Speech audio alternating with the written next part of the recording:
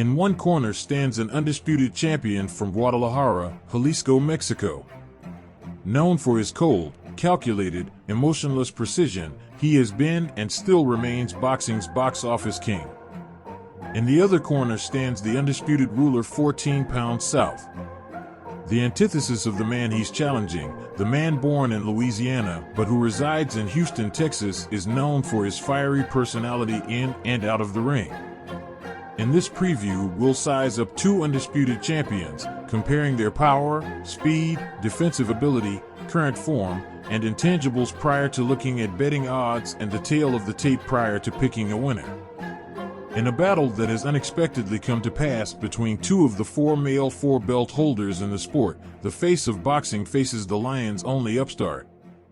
Saul Canelo Alvarez will be challenged by German Iron Man Charlo for the super middleweight championship of the world. This past May, Canelo Alvarez completed a homecoming against the rugged John Ryder. In what has become par for the course in recent boxing history, Alvarez struggled in his hometown title defense despite wide unanimous scores, but didn't look as impressive as he normally has in doing so. Despite a strong start which featured his trademark body attack, Alvarez slowed down mid-fight, failing to finish the tough as nails but outgunned Ryder. This performance, combined with the off night against Bivol and the ascension of fighters like Naoya Inoue, Alexander Usyk, and the continued dominance of Terence Crawford, has lowered Alvarez on many pound-for-pound lists. Ryder himself spoke on his perception of Canelo perhaps slipping after their battle. It was very good. I still think he's probably past his best, but he still had enough in his tank tonight. He couldn't get me out of there. His plan was to stop me, he didn't. I know I took a great shot in the 5th round, but come back swinging and probably had some good runs after that. Prior to the Ryder performance, Alvarez defeated Triple G in an uneventful night, capping off their trilogy. With that coming off of the heels of his loss to Bivol, it juxtaposed his previous dominance en route to unifying the 168-pound division in a run that will probably be seen as the high point of his career. Alvarez losing steam has also come at a time when the division he rules is gaining worthy and exciting challengers to his throne, continually calling him out, particularly one of the most exciting fighters not only in his division, but in all of boxing, the Mexican monster, David Benavidez.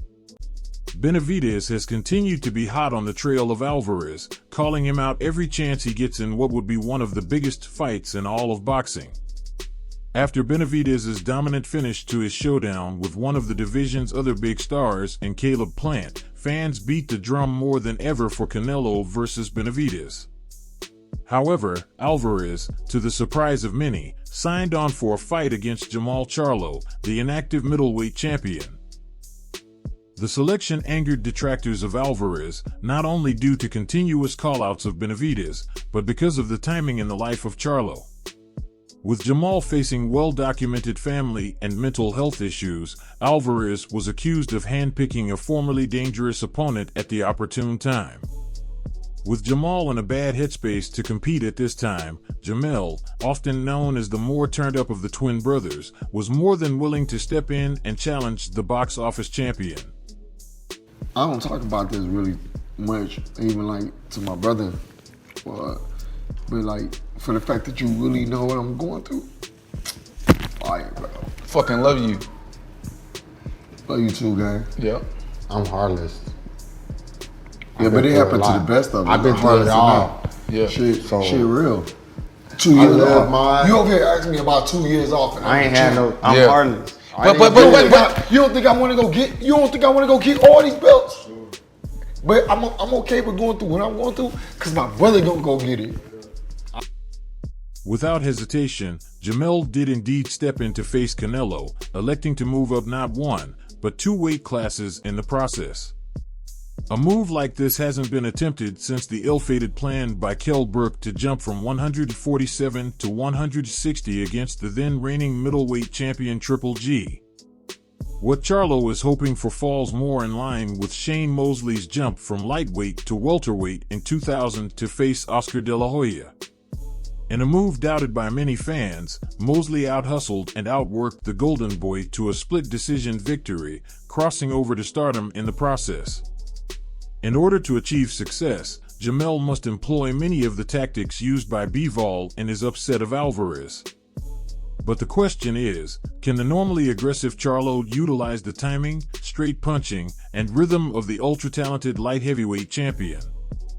When comparing the two in terms of power, on paper Canelo boasts a clear advantage of 66% to 54% for Charlo.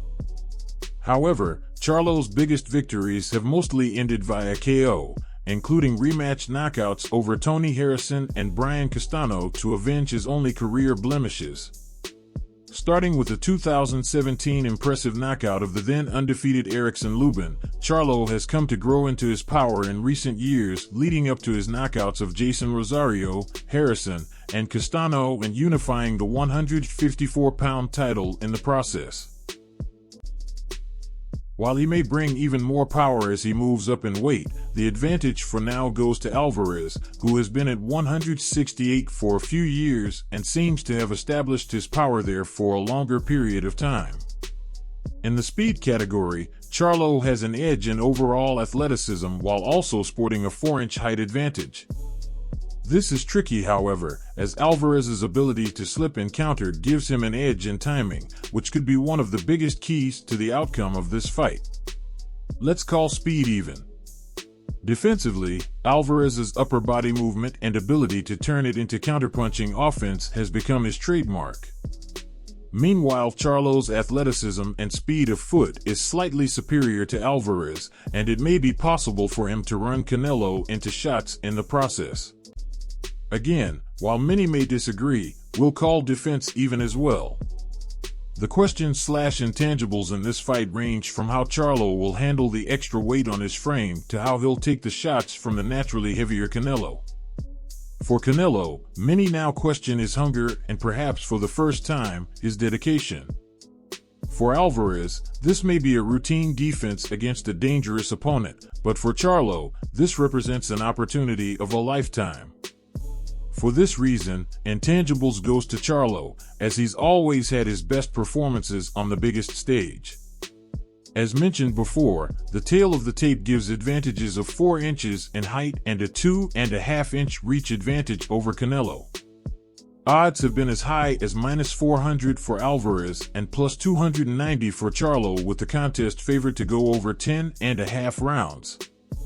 While this is a more difficult fight to pick than the general public and pundits have let on, the betting value surely lies with Charlo.